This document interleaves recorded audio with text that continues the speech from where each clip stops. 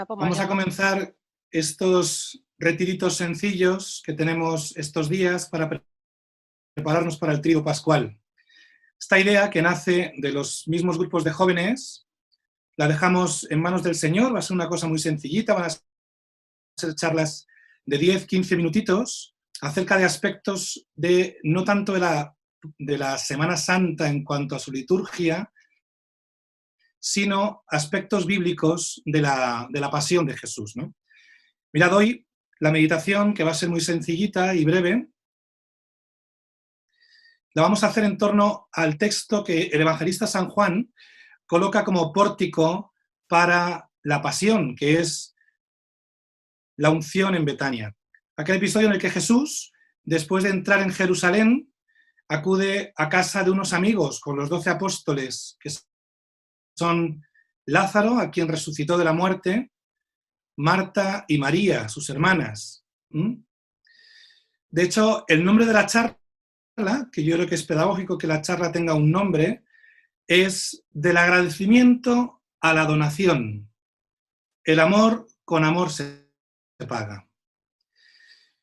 El nombre de la charla tiene un significado muy profundo, porque allí en Betania va a tener lugar un episodio que es la explicación de la vida cristiana, que es cuando Marta de Betania rompe el frasco a los pies de Jesús, haciendo un gesto que significa toda su propia existencia.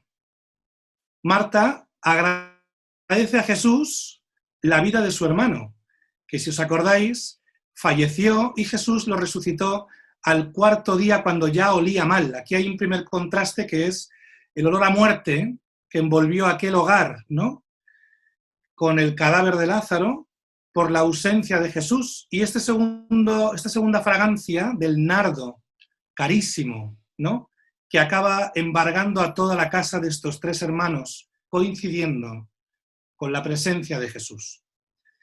Fijaos, en el Evangelio hay dos unciones con óleo. Una es esta, que sucede en Betania, ¿no? Y la otra es otra que tiene lugar en casa de Simón el leproso, donde una mujer, se dice que una mujer entra en esa casa y unge los cabellos de Jesús, le unge la cabeza. Estas dos unciones tuvieron lugar, porque de hecho son dos hechos distintos. La que sucede en casa de Simón el leproso es una unción que significa fundamentalmente el sacerdocio y la realeza de Jesús. En el Antiguo Testamento, tanto los sacerdotes como los reyes eran ungidos con óleo, ¿no? Esta segunda, que es la que vamos a meditar brevemente hoy, pone más en primer plano a la mujer postrada, porque de hecho el signo de ungir los pies no existía en el judaísmo del tiempo de Jesús. Aquella mujer lo hace porque amor con amor se paga, ¿sabéis? Y pone más en primer plano el gesto de la mujer y el significado que Jesús le da, ¿no? Nosotros meditaremos el Evangelio de Juan. La cita es, para que podáis leerla y esta tarde en la oración le demos alguna vuelta más a este texto, es Juan 12, 1, 8, que es el inicio de la pasión de Jesús, ¿sabéis? Este relato, cuando lo cuenta San Mateo, San Mateo sí que vincula este hecho directamente con la muerte de Jesús. Cuando Jesús responde a Judas, como ahora veremos, dice: lo tenía guardado para mi sepultura. Juan este sentido lo da por hecho, ¿sabéis? Y es que mirad, Jesús entra en Jerusalén. Era propio en el tiempo de la Pascua que todos los judíos fueran llegando como por oleadas a la ciudad santa. Había que esperar a que partieran las caravanas. Ningún judío viaja solo por aquellos caminos tan peligrosos, ¿no?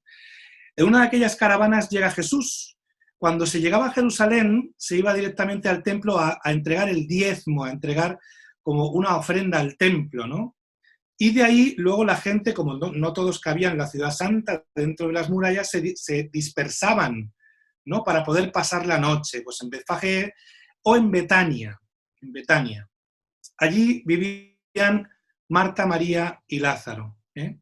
Y Jesús va a pasar la noche con estos hermanos. Y allí se lleva a los 12 apóstoles con él, ¿sabéis? Y esto lo presenta el bueno de San Juan como el gran pórtico para la pasión de Jesús, porque allí, en la intimidad de una cena que le ofrecen unos amigos, se realiza el signo que significa toda la vida, el signo de la propia vida a través de la ruptura de un frasco, y este frasco se rompe para Cristo. Marta y María guardaron probablemente del enterramiento de su hermano, guardaban un frasco de alabastro que es una especie como de mármol muy caro, ¿no? Con el que se hacían pequeños frascos, y allí guardaba un poco de nardo, de perfume de nardo. El nardo es un perfume que se empleaba en los enterramientos judíos porque es muy fuerte y neutraliza un poco el hedor, ¿no?, que provocan los cadáveres. Es probable, porque no hay costumbre que un judío guarde nardo en su casa, es probable que aquel nardo sobrara del enterramiento de Lázaro. Y fijaos, lo tenían guardado en casa como el signo de una muerte sucedida y vencida. Y vencida. En aquella casa, uno que estuvo muerto volvió a la vida. Y el nardo, aquel frasco que no se había roto todavía, guardaba memoria de dónde estuvo Lázaro, que era en el abismo. Fue víctima de la vejez o la enfermedad. ¿Sabéis? Pues en el entorno de una cena que le ofrecen a Jesús y a sus apóstoles, cerca de la Pascua, se hace el gesto de romper a los pies de Jesús el frasco carísimo, carísimo. Esto sí que lo deja San Juan muy claro, que era muy caro, ¿no? Aquel frasco era muy caro.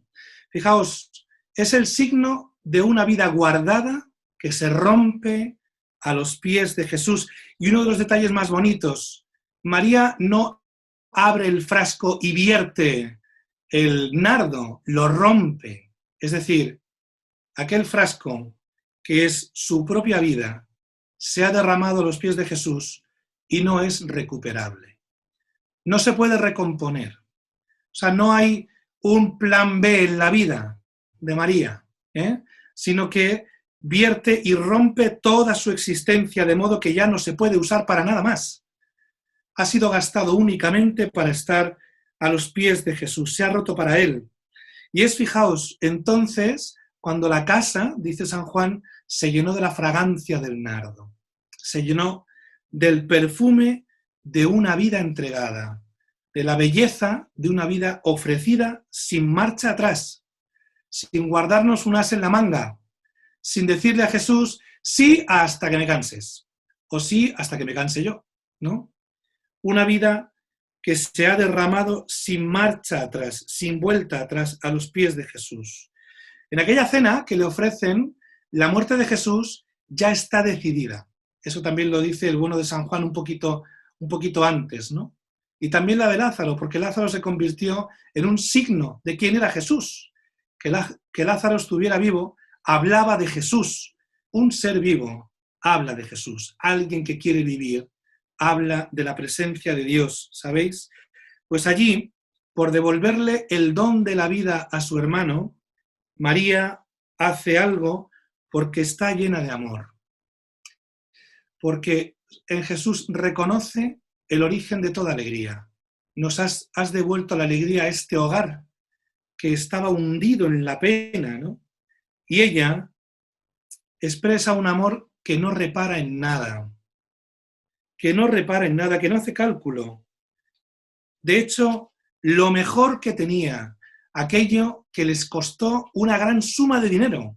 No sé si sabéis que, por ejemplo, en algunas tradiciones ortodoxas, esta tradición de la unción sigue más o menos viva.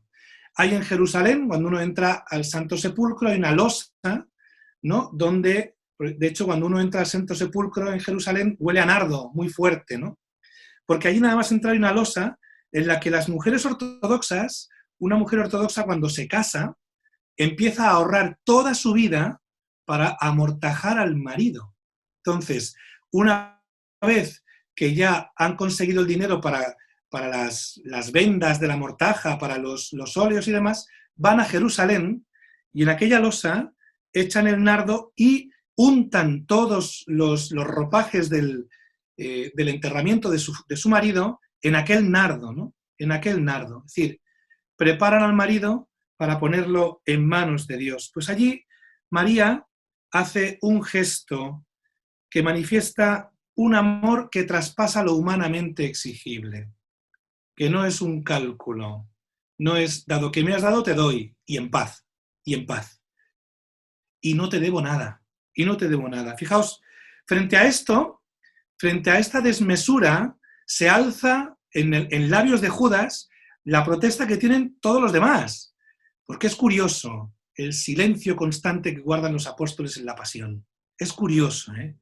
Como ninguno no solamente fue a defender a Jesús, sino que cuando Jesús habla de su muerte, se callan. No quieren entrar en esto. Hace tiempo que Jesús no hace ningún milagro en el Evangelio. Hace tiempo que su predicación ha cambiado. O sea, ya no habla de parábolas de padres que reciben a hijos, sino de que va a ser llevado a la muerte. Y en ese preciso instante los apóstoles dejan de preguntar. No quieren saber nada. A mí me interesa un Dios que me dé la razón o que me entretenga, ¿no? O que hable de cosas que a mí me gustan, pero que me ahorre la vida. O sea, que no tenga nada que ver con los dolores de mi existencia, porque lo que yo espero de Dios es que me los quite. O sea, que haga magia en mi vida, ¿no? Pues fijaos, frente a aquel gesto que supera lo humanamente exigible, está el gesto de protesta de uno de los íntimos. Es fácil estar cerca de las cosas de Dios y no estar con Dios. Es fácil hacer un montón de cosas por Dios y no tener nada que ver con Él, ¿eh? Y no tener nada que ver con Él y no entenderle jamás, ¿no? Que es Judas. Esto se podía haber vendido y dar el dinero a los pobres. Fijaos, es fácil estar cerca de Jesús y no compartir con Él absolutamente nada. ¿Por qué dice esto Judas? Porque le importan los pobres. San Juan, en la última cena, dice que no le importan absolutamente nada a los pobres. Nada, ¿no? Él mismo lo reconoce, el evangelista Juan. Judas dice esto porque el gesto de aquella mujer le avergüenza. En 3 años, Judas no ha tenido un gesto así con Jesús. En 3 años, Judas ha pedido pruebas, ha exigido certezas. Le ha pedido a Jesús un montón de cositas que tienen que ver con él y con su bienestar. Pero jamás le ha manifestado un gesto de afecto. Esto es muy frecuente, ¿no? Que parece que el amor que el otro le tiene al Señor va en detrimento del nuestro. ¿Cuántas veces el gesto de otra persona lo que manifiesta o lo que denuncia es nuestra mediocridad? O peor todavía, que hemos sustituido a Jesús por hacer cosas por Jesús. Que hemos sustituido el amor al Señor por únicamente una cuestión de eficacia, de devolverle obras, pero no la vida, no la vida. Es decir, hemos dado por supuesto que amar a Jesús significa hacer las cosas bien, o no pecar, ¿sabéis? De modo que en la relación con el Señor, con el tiempo, lo que no hay, de lo que adolece, de lo que se duele, es de una falta de afecto, ¿sabéis? Es el rechazo del gesto de aquella mujer bajo pretensión de prudencia. O si queréis, de sacar a los pobres a pasear, ¿verdad? Para echárselos en cara al otro. Que siempre son los que pagan el pato, los pobres. Siempre, ¿no? De sacar una montaña de justificaciones para decir, bueno, yo es que no he hecho esto porque hay que atender a la gente, pero hay que hacer un montón de cosas. Por no decir, porque es que hace mucho tiempo que no te quiero, Jesús.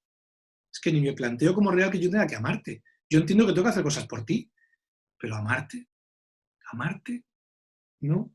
Fijaos, es la justificación de Judas en nombre de todos los demás, porque ninguno se queja de la frase de Judas, ¿eh? En nombre de todos los demás, en nombre de la falsa prudencia a la que apelamos para ocultar nuestras intenciones o las motivaciones ocultas desde las que secretamente nos movemos. ¿Sabéis? Una relación con Jesucristo que no está mediada por el afecto es una relación incomprensible y que además genera muchísima frustración, porque yo no me siento amado por Dios. No percibo que Dios me quiera. Mira cómo va la vida, ¿no? De modo que lo que solemos hacer es recurrir a una especie como de paganismo religioso, que es hago cosas para que me soluciones la existencia, ¿no? Pero ni entra el corazón, ni entra mi persona. Y lo que entra es una relación de puro negocio. Fijaos, Judas quiere poner precio a lo que no tiene precio. A lo que no tiene precio, ¿no? Dice el Cantar de los Cantares, ¿no? Quien quiera poner precio al amor se hace despreciable. Él pierde el precio. Él pierde el precio. Es decir, has caído en el polvo de la nada, ¿no? El bueno de Judas, quizás sin darse cuenta, lo que está haciendo es justificar su vida. Justificar su vida. Jesús, yo no te quiero, porque no has cumplido mis expectativas, porque no eres lo que yo me pensaba. ¿Sabéis? El gesto de romper el frasco significa romper la propia vida y romperla sin posibilidad de ser recuperada. Ya no hay vuelta atrás. Ese perfume ya no se puede recuperar. Ha caído untando los pies de Jesús al suelo. Es la entrega de una vida que no persigue la eficacia, que es con lo que solemos sustituir al amor. De una vida que no busca una finalidad personal más que perfumar los pies de Jesús. Está derramada porque tú estás aquí. Mi vida está entregada porque eres tú donde mi vida se cumple. Eres tú donde mi vida se puede derramar. Lo que ha hecho María es decirle a Jesús que le quiere. Fijaos, tengo yo para mí, y voy terminando, que María percibe que Jesús está mal. Jesús sabe que su muerte está decidida. Habitualmente, insisto, tengo yo para mí, ¿no? Que María haga este gesto sin pedir permiso, sin haberlo preparado antes, ¿no? Es porque ve que Jesús hoy está callado en la cena. Cuando habitualmente cuando ha cenado aquí, cuando ha estado con nosotros, todo era fiesta y hoy está callado. Algo le pasa a Jesús. Está como recluido, está como echado a la sombra, ¿no? Está con el gesto torcido, ¿no? Y la única que se da cuenta es María. Es María. Los suyos no quieren entrar ahí. Quieren vivir, pues como se ha vivido siempre, ¿eh? Pues con los milagros, las parábolas, ¿verdad? Y de aquí no queremos salir. Ni siquiera saben a qué van a Jerusalén. Ni siquiera lo saben, ¿sabéis? Porque de hecho, cuando la cosa se pone negra, salen disparados. Ni siquiera saben, a pesar de que Jesús lo ha dicho 40 veces, ¿no? María sabe que a Jesús le pasa algo. Y sus íntimos, los que han pasado más tiempo con él, no perciben nada. Nada. ¿Mm? Fijaos, lo que quiere hacer María es decirle a Jesús que le quiere. Fijaos, yo no te puedo salvar. Yo no puedo quitarte la pena que tienes, pero puedo estar contigo. Puedo estar contigo, ¿no? Y este gesto de perfumarme perfumarte a ti para tu propia muerte y dejar que yo me perfume con tu propia muerte, ¿no? Es el modo de decirte que te quiero, que te quiero. Mirad, hoy es un día precioso, ¿no? Para romper con aquello que no permite que nuestra vida se derrame, que son los cálculos estériles, las mentiras que damos carta de ciudadanía en la vida, las justificaciones para no dar un paso a ningún lado nunca, ¿no? Para no tomar nunca ninguna decisión. Es un día para desenterrar todo desorden. Fijaos, en el desorden somos capaces de hacer casa. Somos capaces de llevar una vida desordenada y vivirla con mucho decoro. Absolutamente capaces, ¿eh? Y además lo justificamos, ¿sabéis? Es un día precioso, ¿no? Antes de entrar a la Semana Santa, para romper con toda situación en la que yo he hecho un pacto de no agresión con Jesús, ¿no? Yo no pienso dejar esto, Jesús. Sé que esto en nuestra relación es una bomba de relojería, pero no pienso dejarlo, porque tu presencia no compensa nada. Porque como no hay amor, porque no hay amor, ¿verdad? Fijaos, una barrera a veces inconsciente que hay entre Jesús nosotros es el miedo de hasta dónde vas a llevarme, ¿no? Porque el camino que he hecho hasta ahora no es el que tenía yo pensado, ¿eh? ¿Hasta dónde me vas a llevar, no? Y esto es un miedo que hay que superar. Juan 23 decía, no existe el miedo, lo que existe es la falta de fe. Lo que existe es la falta de fe. Miedo a que Dios revuelva mi vida de donde la tengo instalada. Una vida con 4 o 5 seguridades, que sé que no funcionan, pero mira, chico, no hagas problema. No hagas problema de esto, ¿no? Miedo a que Dios ordene mi desorden. A que Dios ordene mi desorden. Fijaos, miedo a convertirnos. Miedo a ser felices, ¿eh? O sea, preferimos, pues eso, un castigo proporcionado o una esclavitud llevadera. Eso a asumir la libertad de andar hacia adelante, de fiarnos, ¿no? A veces miedo a salir del refugio que significa para nosotros hacer cosas, ¿no? Hacer cosas. Sin embargo, hoy, con este gesto en casa de Betania, se nos pide que rompamos la vida, que la rompamos. La vida que no está puesta en manos de Dios se convierte en un lastre, para uno mismo, ¿eh? Para uno mismo. Los discípulos se llenaron de indignación, dice el texto, de indignación, porque una vida que no se rompe, una vida que no se entrega, se malogra, se malogra. Y es muy probable que ya en los propios apóstoles ya haya una tristeza que pesa, que es la tristeza de no querer compartir con Jesús nada, porque habla de cosas que no me gustan, habla de cosas que no me gustan. Una vida cuyo frasco no se rompe acaba siendo una vida solitaria, solitaria. ¿Mm? Fijaos, cuando uno quiere dar un paso adelante, hay 1000 impedimentos interiores. 1000 impedimentos, hay muchas resistencias en nuestro interior para dar un sí un poquito más profundo, ¿no? Como para ganar en libertad con el Señor. Hay algo en nosotros que siempre echa para atrás y que lo justificamos luego con un cálculo. O si queréis, devolviendo a Jesús la moneda del tiempo. No tengo tiempo. Es que no es cuestión de tiempo, hijo. Jesús no te pide tiempo. Tiempo no resuelve nada. O sea, Jesús lo que pide es el corazón. Es el corazón. Quien ama no calcula.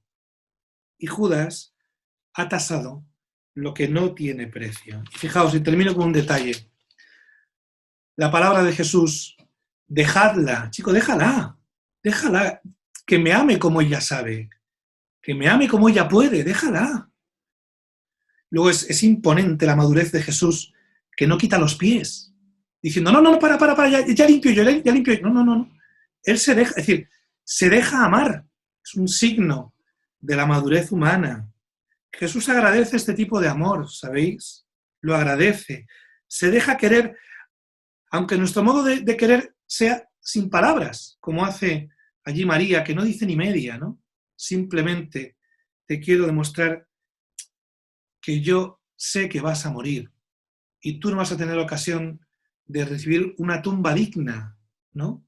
Sabéis que a los que morían ajusticiados no iban a las tumbas, los echaban en una fosa común, ¿no? Y esto María lo intuye y está perfumando su cuerpo para la muerte, ¿no? Fijaos, es que nos puede suceder que seamos incluso mezquinos a la hora de amar, estableciendo cánones. Es que yo no haría así, pero es que tú no eres el criterio del universo. Es que, claro, yo recuerdo una vez en un convento fuera de España, ¿no? Que diciendo la misa yo tenía a mi derecha una cruz de tamaño natural, ¿no? Y después de la comunión, una de las monjas recorrió gran parte, era al aire libre, y llegó a la cruz, se puso de rodillas, la abrazó. Claro, yo me asusté, como diciendo que si pasaba algo, ¿no? Y la madre del convento me miró como diciendo, tranquilo, tú, déjala, ¿no? Déjala, ¿no? Dejadla que me ame como ella sabe, que me ame como ella sabe. Fijaos, es entonces cuando la casa se llena de perfume de mi vida, de mi intimidad abierta, ¿no? Lo más íntimo, lo más personal, ¿no? Lo que cuando me guardo para mí me entristece. La casa que es la Iglesia, se llena del perfume de la santidad, que es el perfume de Cristo, no el perfume de quien hace muchas cosas, sino de Cristo, ¿no? La mirada de Jesús va más allá del gesto, más allá del gesto, ¿no? Y dice Jesús, donde se predique el Evangelio, se dirá el nombre de esta mujer. Es decir, tu nombre y el mío han quedado unidos para siempre. Donde se diga el nombre de Jesús, aparecerá tu nombre, María, ¿no? Hay un amor que traspasa la eternidad. Sabéis que el nombre en la cultura hebrea manifiesta el ser de la persona, ¿no? Donde yo esté, estará esta mujer, ¿no? Y eso ha sucedido. Sabéis que en la sábana santa, a los pies de Jesús, hay partículas de nardo. ¿No? Ha atravesado el tiempo de los hombres hasta nuestro día, ¿no? Hasta el día de hoy, ¿no? Al Señor le pedimos la gracia, ¿no? De pasar del agradecimiento al don de nuestra persona, porque amor con amor se paga.